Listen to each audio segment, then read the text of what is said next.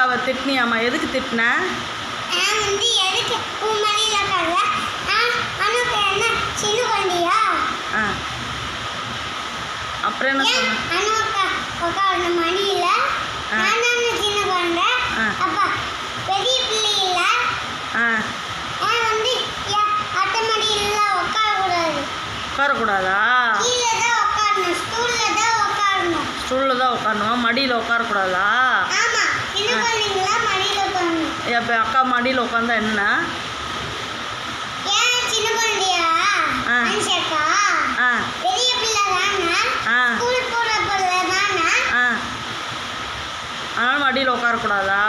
ஆமாம், பெரிய பிள்ளைன்னா மடியில் உட்காரக்கூடாது. எத்தனாவது படிக்கிறவங்க மடியில் உட்காரணும்? சின்ன குழந்தைங்கன்னா எல்கேஜி போகணும், யூகேஜி போகணும்.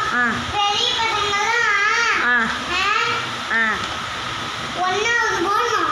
ஒன்றாவது போகணுமா? அப்புறம் அவங்க தான் உட்காரணுமா? அவங்க தான் உட்காரணுமா?